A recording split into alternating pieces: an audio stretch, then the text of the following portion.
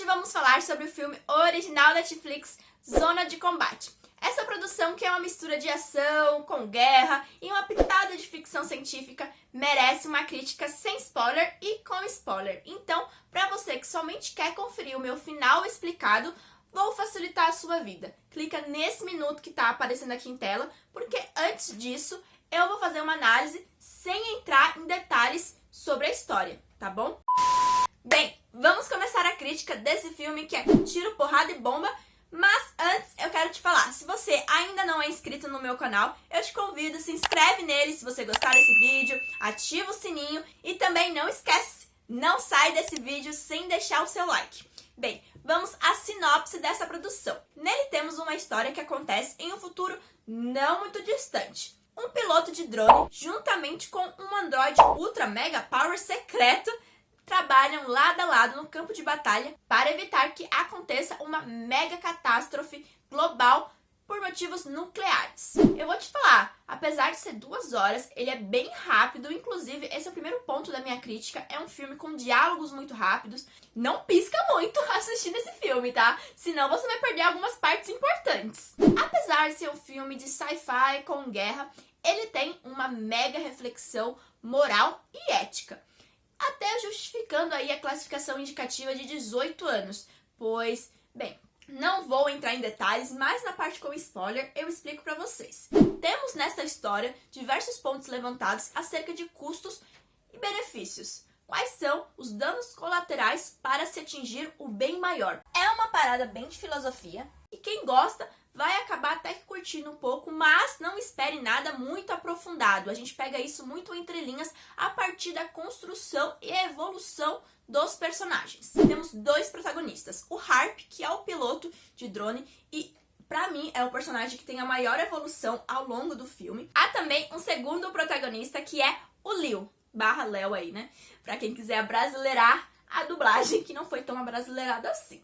Bem, esse personagem é um androide, né? É como se fosse um ciborgue, né? Ele tem um aspecto humano, mas ele é todo robótico, ele é feito em biotecnologia. Além do aspecto visual, assim, de um homem, ele também tem emoções, ele sente sentimentos, dor. Então, tudo para aproximá-lo da realidade que é ser uma pessoa em carne e osso. Mas há um pequeno detalhe, ele é o primeiro de sua espécie e poucas pessoas sabem que, na verdade, ele não é realmente uma pessoa e um humano, mas sim um robô. Eu até acho que a história tem um bom começo, gostei bastante, fiquei bem atraída pela história. Assim que eu comecei a assistir, eu falei, eita caramba, o que tá acontecendo aí?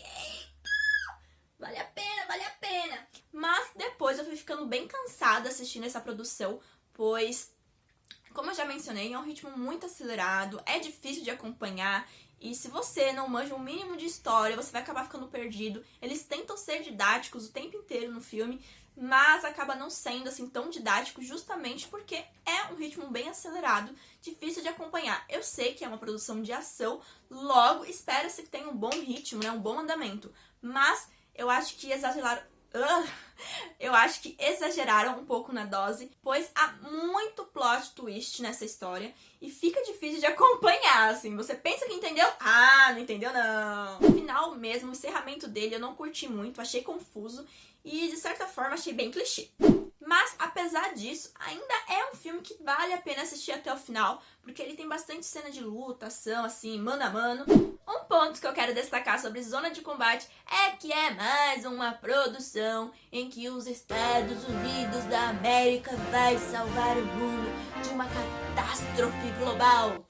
Bem, a gente já viu vários filmes do gênero, inclusive aqui no canal tem várias produções sobre isso. Eu vou deixar aqui uma playlist, eu vou criar uma playlist só com filmes do gênero, e tem vários, hein, ó, clica aí no card de informação. Bem, agora eu vou começar a parte do vídeo com spoiler, pra você que quer, né, saber o desfecho da história, tentar entendê-lo, segue comigo até o final do vídeo. Quem acompanhou bem o começo do filme sabe que o Harp, ele age de uma forma bem duvidosa no começo, pois ele decide tomar por conta própria a iniciativa de sacrificar 2 homens em campo de combate. Ele nem sequer dá a escolha para essas 2 pessoas, mas em contrapartida ele consegue salvar 38 outros homens. Bem, essa escolha não cabia a ele, e sim aos superiores dele. Ele gerou um atrito, visto que ele desrespeitou ordens e também agiu por conta própria e matou, né, 2 soldados. Mas ele vai ter a sua punição, que é, né, ir para campo de ação, né, e vivenciar na pele o que é estar em combate. Já que para ele é muito simples lá, ficar no computadorzinho, monitorando o que tá acontecendo. Vou tirar aqui, né, e matar todo mundo, matar geral. Bem, para o piloto podemos dizer que as mortes que ele causou acidentalmente seria apenas efeitos colaterais, né, do bem maior que ele causou. Bem, é interessante essa abordagem do filme porque a gente consegue perceber uma boa sacada filosófica. Dentro da filosofia, existe um conceito chamado utilitarismo. De forma bem resumida, podemos dizer que ele avalia a questão de custos e benefícios. Bem, há até alguns famosos dilemas morais dentro desse conceito, desse campo de estudo. E um bem famoso seria o seguinte: pense em um trem desgovernado. E nesse trem há 5 operários trabalhando numa linha. Se você desviar daquela linha, você vai evitar a morte de 5 operários. Você desviaria?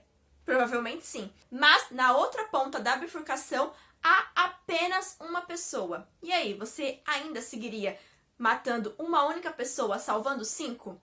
Complicado, né? E aí dá pra ir aprimorando esse único dilema de diversas formas. Vamos pensar aqui, se essa pessoa, essa única pessoa que está na outra linha, fosse seu filho, você também desviaria?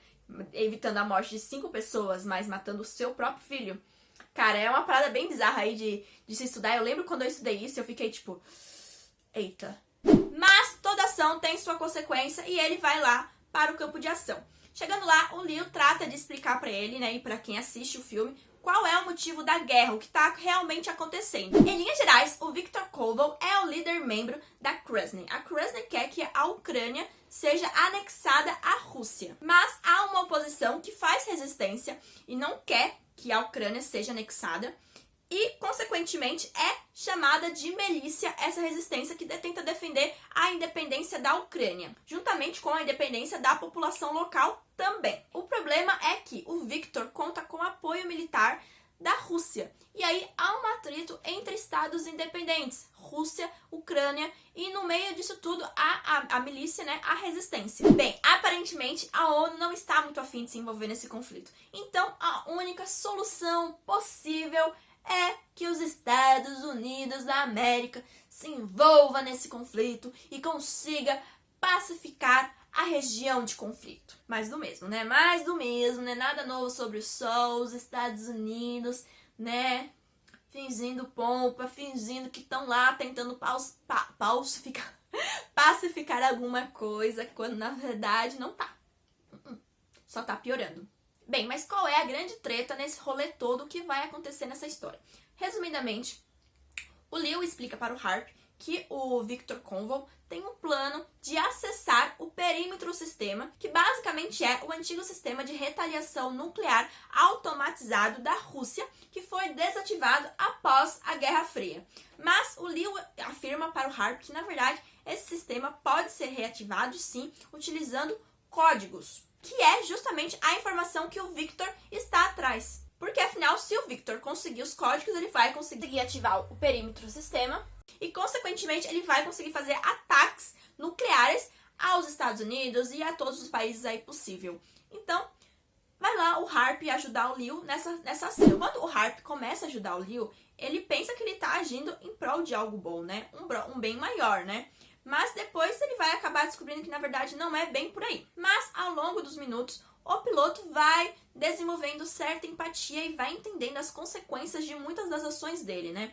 Principalmente na cena em que ele chega no orfanato e ele vê aquelas crianças órfãs, principalmente por ações que ele foi responsável, né? Outro evento que faz o personagem se questionar bastante é aquela cena em que ele vai tentar, aquela sequência, na verdade, em que ele tenta ajudar todas aquelas pessoas a sobreviverem aos ataques da gangue lá do Viktor Koval.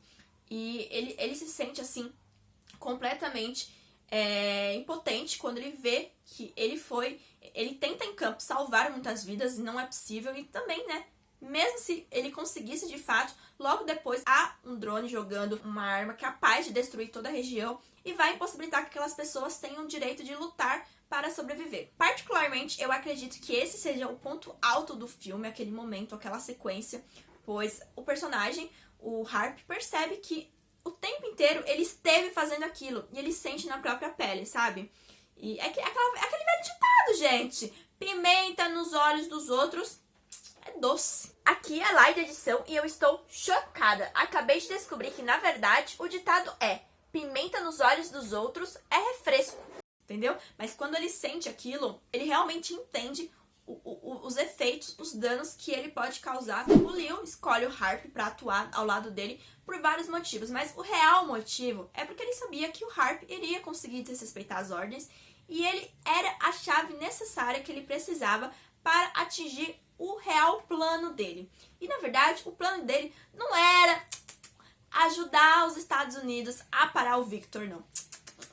Ele vai trair os seus criadores, vai trair os Estados Unidos, pois ele quer mesmo chegar ao perímetro, sistema, e fazer um ataque aos Estados Unidos, aos seus criadores. Ele quer advertir os Estados Unidos e o mundo sobre as consequências de se criar biotecnologias justamente com finalidade para a guerra. Ele quer evitar que mais androides como ele sejam utilizados para esses fins militares e bélicos. Seria algo como tentar deixar claro para os Estados Unidos e, consequentemente, para o mundo que o ser humano tem que acabar com essa tendência de se orientar para a guerra. Bem, basicamente, depois de trair todo mundo, ele ainda dá o direito para o Harp sobreviver e ir embora, né? Mas o Harp acaba encontrando, né, o exército, explicando o que está acontecendo e vai tentar parar essa situação bizarra que o androide está tentando fazer. E um homem solo vai lá expor a vida em risco, né? Todo mundo concorda, né? É uma missão suicida? Mas deixa um homem só ir, não tem problema. Se der errado, os Estados Unidos vai ser destruído, mas tudo bem, pelo menos foi somente um homem desperdiçado nessa missão suicida. E lá vai o Harp tentar parar o robô. Bem, mas indo pro desfecho final, quando o Harp consegue chegar no perímetro, ele chega bem assim, quase nos últimos minutos, e o Leo já tinha ativado lá o sistema manualmente com os códigos e já estava direcionando as armas nucleares para os Estados Unidos. Quando o piloto chega, já não há muito tempo hábil de fazer muita coisa ali, e a única solução possível é disparar, né, com um drone naquele local e impedir que a arma nuclear seja disparada para os Estados Unidos. E assim é feito. Isso acontece, mas antes disso, o Harp atira diversas vezes no androide, e, né, o Leo, né, o Anthony Mank, ele fica lá todo, né, parado, estirado no chão, confessa o plano dele pro Harp, já não tem muito mais o que perder, mas enfim, quando é disparado do drone naquele local, o Harp já tinha ido embora e, consequentemente, a destruição, né, daquela arma e também do androide. E é por causa desse filme e de muitos outros com histórias similares que a gente tem medo, né, de ser substituídos por máquinas, né, por androides e dar ruim depois.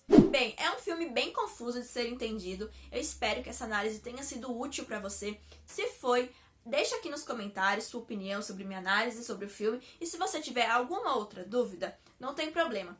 Deixa aqui também que eu tento te ajudar. Muito obrigada por assistir esse vídeo até agora. Se inscreve no canal se você não é inscrito. E a gente se vê em uma outra oportunidade.